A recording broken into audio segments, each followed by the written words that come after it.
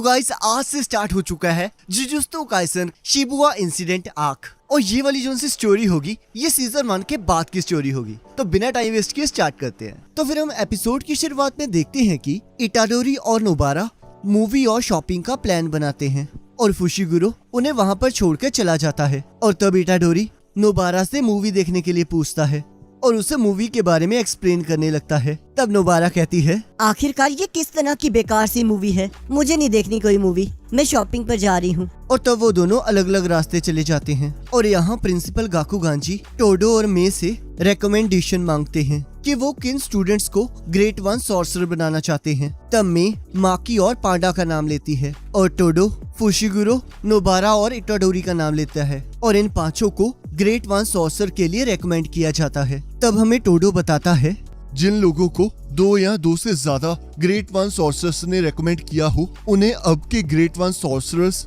या फिर जो कि ग्रेड 1 सॉर्सरर्स बनने वाले हैं उनके साथ कुछ मिशंस करने होंगे। और अगर वो एक सर्टेन क्राइटेरिया पूरा कर लेते हैं तो उन्हें सेमी ग्रेड 1 में प्रमोट कर दिया जाएगा और फिर उन्हें ग्रेड 1 मिशन दिए जाएंगे जो कि उन्हें अकेले करने होंगे और उसी के हिसाब से डिसाइड किया जाएगा कि वो ग्रेड 1 सॉर्सरर्स बनेंगे या फिर नहीं। पर मेरा बेस्ट फ्रेंडो जरूर रेकमेंड होगा।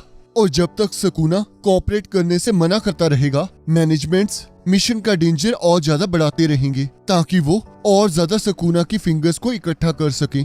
तो आपको पता है मैं इसका मतलब क्या है? तब मे मना कर देती है। तब टोडो कहता है, ये एक अच्छे फ्यूचर की शुरुआत है जिसमें टोडो और इटाडोरी इकट्ठे काम करेंगे। और तब मे फिर से मना कर देती है। तब टोडो कहता है, तो क्या तुम ये कहना चाहती हो कि मैं और इटाडोरी इकट्ठे काम नहीं करेंगे? तो फिर मैं तुम्हें बता दूं, जैसे कि एक एप्पल पेड़ से गिरता है वैसे ही हम एक दूसरे को अट्रैक्ट करते हैं और यही हमारी डेस्टिनी है। तब मे कहती है, मेरे कहने का मतलब ये था कि जो सॉर्सरर जिस बंदे को रेकमेंड करता है वो उसके साथ काम नहीं कर सकता। जिसे सुनकर टोडो उदास हो जाता है और मे वहाँ से चली जाती है। और यहाँ एक लड़की नोबारा के पास आकर इटाडोरी के बारे में पूछने लगती है और तब वो लड़की नोबारा को अपनी और इटाडोरी की फोटो दिखाती है। तब नोबारा कहती है, क्या ये सच में तुम हो? तब वो लड़की कहती है, मैं ग्रेजुएशन के बाद 15 सेंटीमीटर बढ़ चुकी हूँ और टोक्यो आने के बाद यहाँ के एनवायरनमेंट की वजह से मुझ पर बहुत ज्यादा प्रेशर था, इस वजह से मैं ऐसी बन गई। वैसे सच कहूँ अगर बंदा ऐसे मोटे से पतला हो सकता है तो जिम जाने की जरूरत क्या है? नोबारा से ज्यादा तो मैं हैरान हूँ। ये फोटो मैंने इटाडोरी के साथ बहुत हिम्मत से खिंचवाई थी। मैं तो उस दिन उससे उसका फोन नंबर भी मांगना चाहती थी पर किसी वजह से मांग नहीं पाई और उसके बाद मैं टोक्यो आ गई। और जब मैंने आज इटाडोरी को देखा तो मैंने सोचा शायद मेरे पास एक और चांस है। तब नोबारा हैरान होकर कहती है, तो क्या तुम्हारा मतलब वो है? तब वो लड़की हाँ कहती है और तब नोबारा इचिची को फोन करके फुशिगुरो को वापस लाने के लिए कहती है। तब नोबारा उस लड़की से कहती है, जो लड़का मुझसे भी ज्यादा इटाडोरी को जानता है वो अभी आ रहा है, तो तुम्हें इटाडोरी से बात करने से पहले उससे बात कर लेनी चाहिए।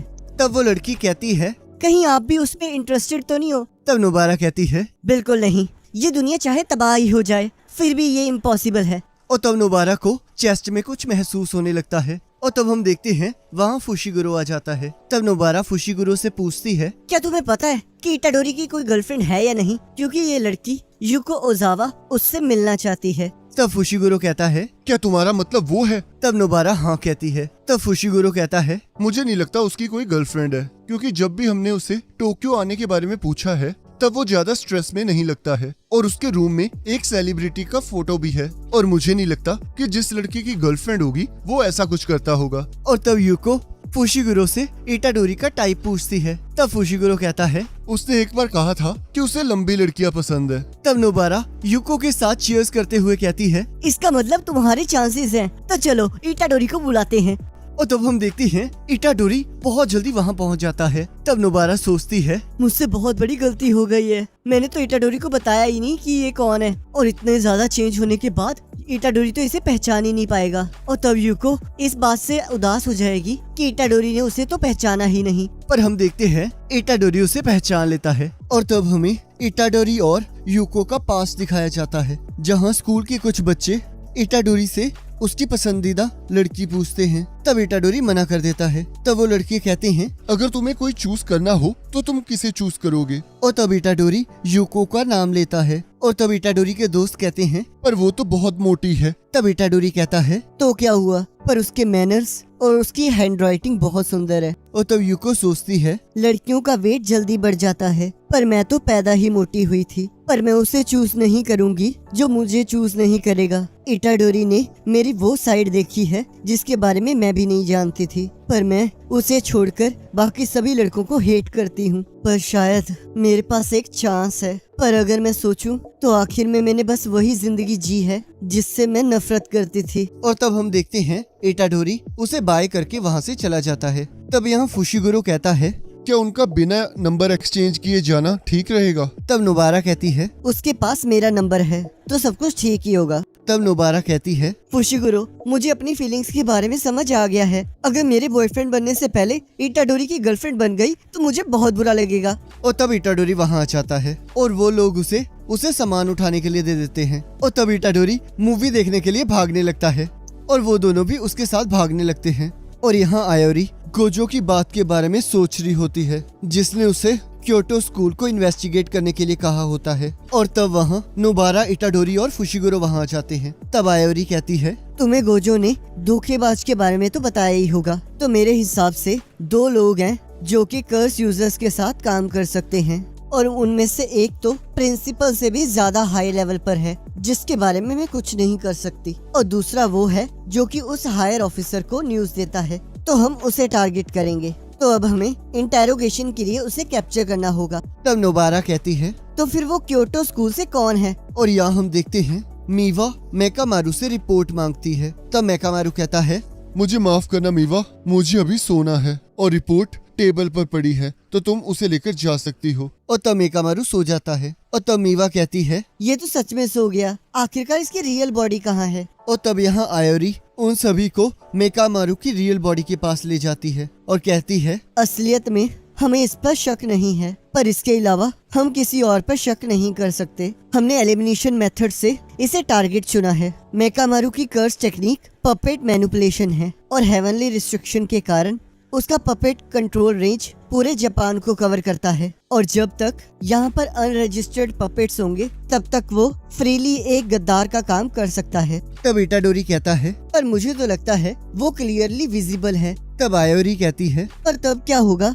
जब एक पपेट मक्खी और मच्छर की तरह छोटा हो? तब इटाडोरी कहता है, तो क्या ऐसी बात है? और तब वो लोग मेकामारू के कमरे के पास पहुंच जाते हैं। और जब वो अंदर आते हैं उन्हें अंदर कोई भी दिखाई नहीं देता। तब आयोरी कहती है, हमें धोखा दिया गया है। तब नोबारा कहती है, इसका मतलब मेकामारू ही गद्दार है। और यहाँ हम देखते हैं गेटो और माहितो उससे मिलने आते हैं। तब माहितो कहता है, ये जगह कितनी बेकार है और मुझे यहाँ आना बिल्कुल पसंद नहीं है, और आखिर में ये तो हमारा दुश्मन ही है, तो हमें इसे मार नहीं देना चाहिए। तब गेटो कहता है, अभी नहीं माइतो, जो इन्फॉर्मेशन इसने हमें बताई है उसके बदले में हमें तुम्हारी कर्स एनर्जी को यूज करके इसकी बॉडी को ठीक करना होगा, और यही हमारे बीच में वादा हुआ था। तो अगर हमें इसे मारना है तो पहले हमें इसे ठीक करना होगा, और मुझे ये भी उम्मीद है कि ये शिबुया में हमारे काम आएगा। तब मेकामारू कहता है, तुम क्योटो स्कूल के किसी मेंबर पर हमला नहीं करोगे, क्योंकि तुम ही लोग हो जिन्होंने हमारा वादा तोड़ा है। तब माहितो कहता है, वो सारी हनामी की गलती थी।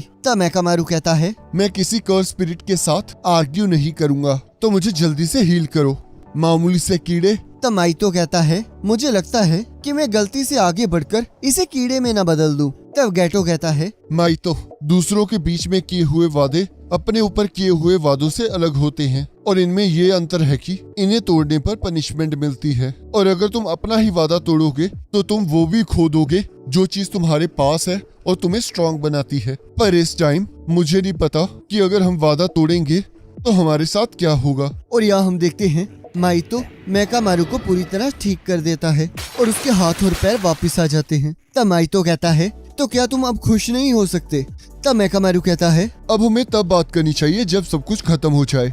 तब माहितो कहता है, चलो फिर शुरू करते हैं। और तब मेकामारू लड़ने के लिए तैयार हो जाता है और अपनी पपेट्स की मदद से माहितो पर हमला करने लगता है। और तब हम देखते हैं माहितो उन पपेट्स को एक एक करके तोड़ने लगता है, और तब वो देखता है मेकामारू वहाँ से गायब हो चुका होता है। तब माहितो कहता है, ये तो बहुत बोरिंग हो गया है, मैं तो इसके साथ खेलना चाहता था। और तभी हम देखते हैं माइतो की जगह पर धमाका होता है और यहाँ हम देखते हैं मेकामारू अपनी अल्टीमेट फॉर्म में आ जाता है। तब माइतो कहता है ये तो कमाल का है, तो इसका मतलब तुमने वहाँ बैठे बैठे आराम नहीं किया। और सोचता है वो पक्का इसके अंदर होगा क्योंकि वो नहीं चाहता कि मैं उसे टच करूं, तो शायद उसकी लोकेशन उसके सिर में है। तब मेकामारू कहता है यहाँ तो वेल लगाई जा रही है, लगता है ये गेटो का काम है। उसे यहाँ मुझे रोका ही नहीं है बल्कि मेरी रेडियो वेव्स को भी ब्लॉक कर दिया है। लगता है मैं इसे गोजो की तरह नहीं कर पाऊंगा, और अगर मैं सच कहूँ तो गोजो ही मेरे जीतने का सहारा है। तो मुझे किसी भी कीमत पर गोजो को कांटेक्ट करना ही होगा और उसे शिबुआ के प्लान के बारे में बताना होगा।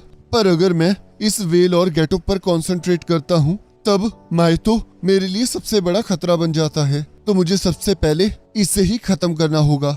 मेरे पास चाहे कोई एडवांटेज ना हो पर मेरे पास एक चांस है। और सोचता है मैं सब कुछ देख रहा था और जिन सालों ने मुझे रोक कर रखा था उन्होंने मुझे बहुत कर्स एनर्जी दी, तो अब मैं बिना किसी एफर्ट के साथ लड़ सकता हूँ। और तो वो माइतो पर हमला कर देता है और इसी के साथ एपिसोड खत्म हो जाता है। अगर आपको एपिसोड अच्छा लगा है तो इसे लाइक जरूर करना, चैनल पर नहीं हो तो सब्सक्राइब जरूर करना। बाकी नेक्स्ट एपिसोड का लिंक आपकी स्क्रीन पर आ जाएगा, आप उस पर क्लिक करके अगले एपिसोड को देख सकते हो।